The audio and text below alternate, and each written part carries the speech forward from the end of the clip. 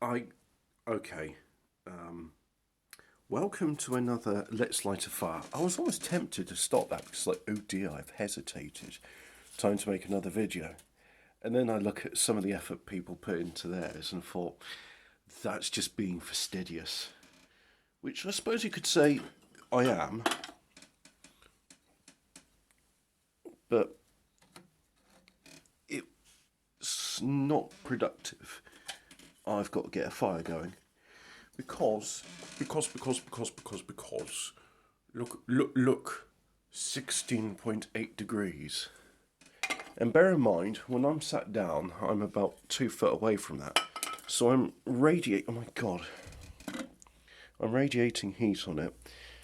I'm really struggling to put one stick on top of another. Today's firelighter is brought to you by, what is that? Oh, it's exclusively from Tesco. Yes, a waxed paper with a smear of lard on it. And I'll explain why I've got an empty packet of lard in a bit. I'm too drunk to cook, so I'm eating lard.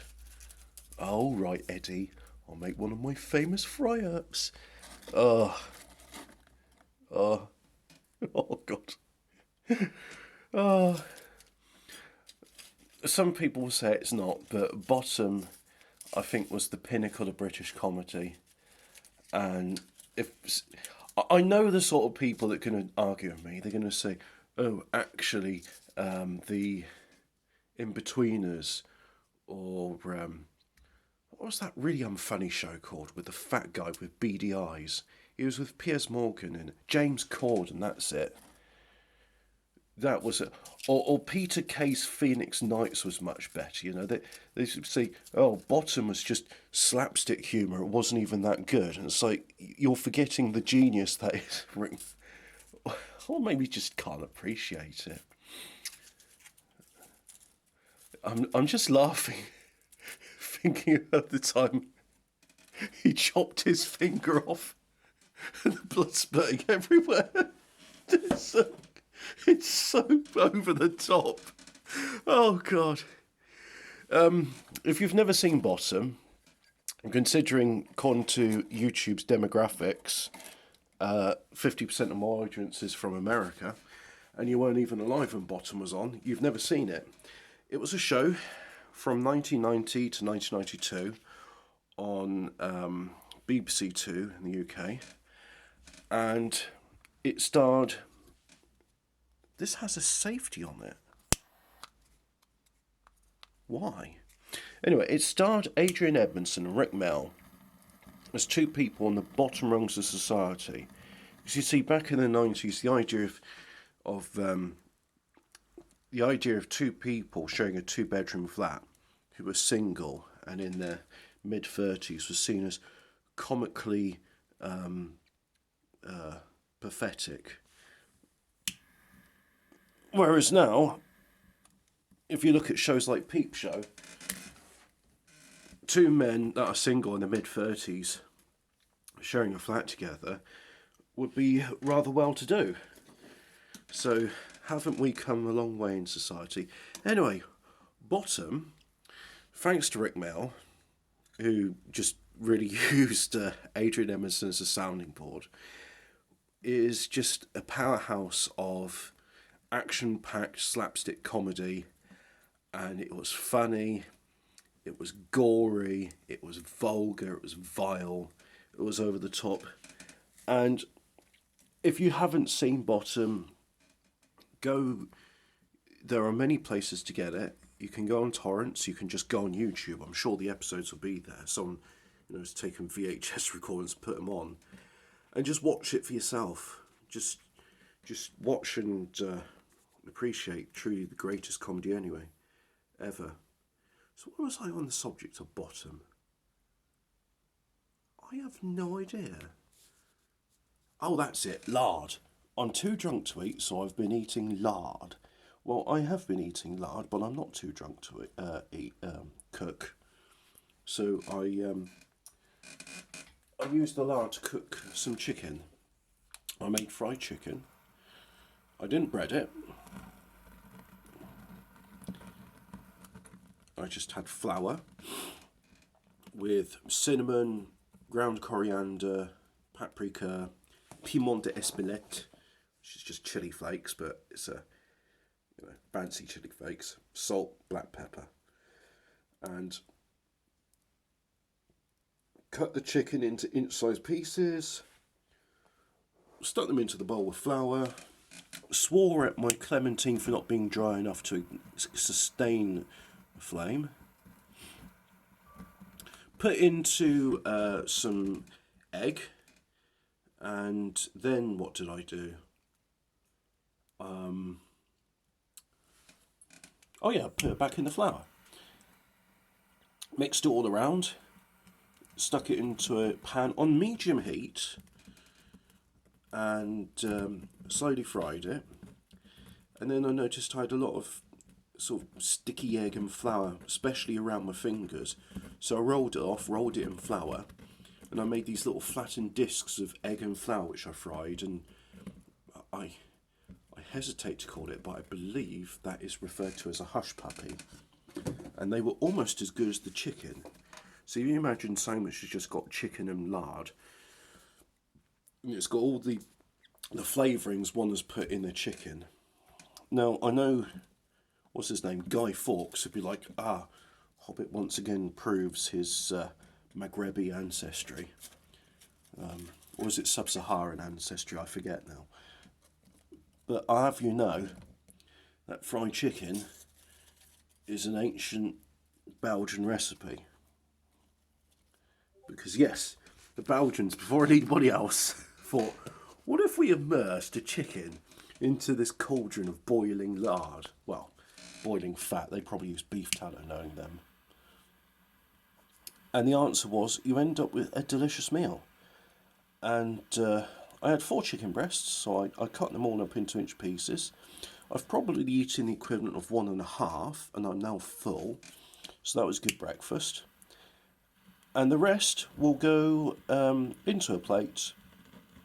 And then later on this evening, when I've got an appetite, I'll stick them into the oven, and that'll crisp them up and get them nice and warm. And there we go, there's a sustained reaction. Chemistry. It is about physical changes from one state of matter to another state of matter, where we get useful outcomes. So if I put the sticks there, the waxed paper didn't last that long. Oh well, not to worry. Point is, we've now got a fire, which is very good. And yes, very good indeed. Right.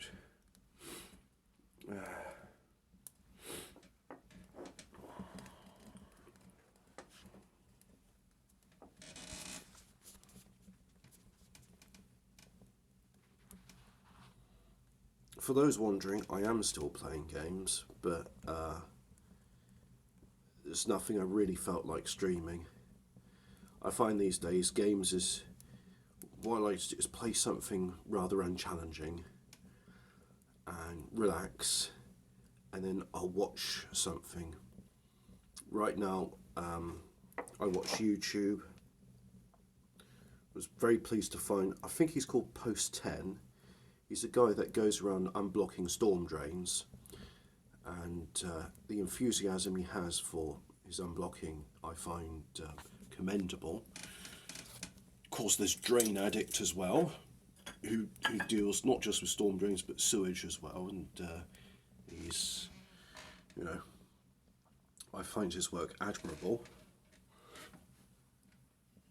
And apart from that, I've been rewatching old episodes of Star Trek Voyager and Breaking Bad.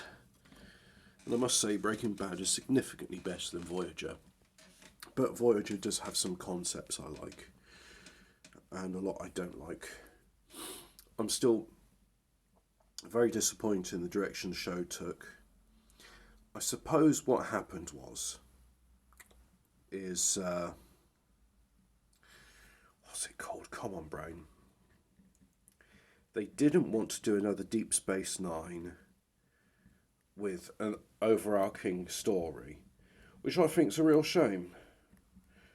I think there should have been another episodic one, not even set on just with one crew, but multiple crews, and you could have even had them doing like makeup. So like, basically, it's the same cast of actors, but one day it's from a Klingon bird of prey, another day Romulan and Warbird, Federation, non-Federation but human traders. That would have been an interesting thing. So I'd have liked to have seen an episodic show like that.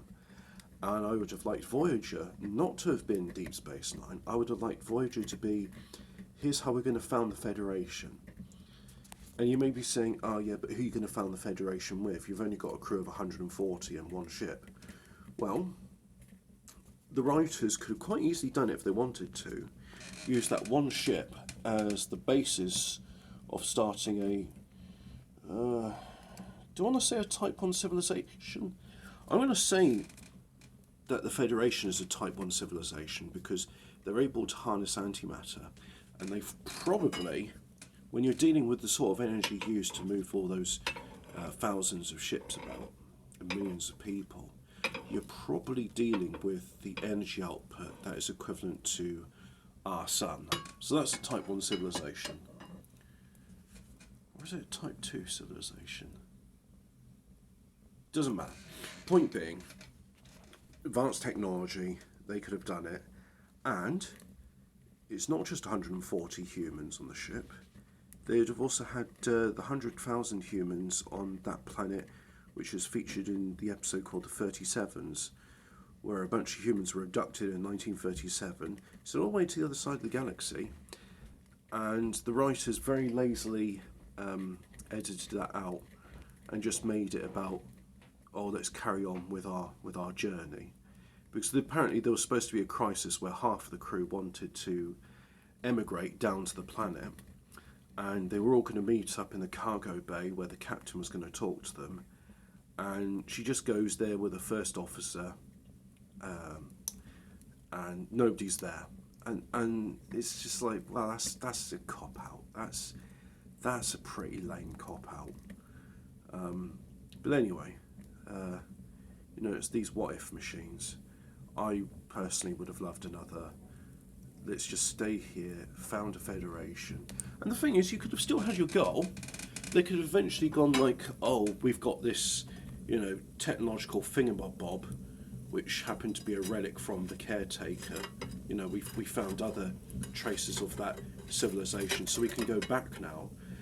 And then you could have you could even had it like, oh, maybe a couple of them will go back, but then half of them decide like, no, my home is here now in the Delta Quadrant, and it's amongst these humans, and we've got our second federation, and we're fighting against the Kazon. And then you could have done the usual Federation thing where it's just like, oh, no one's really our enemy. The Kazon can become part of the Federation too, and just apply the liberal values that the Federation has, and see, all you need to do is just give them replicators and education, and they won't be so barbaric and warlike.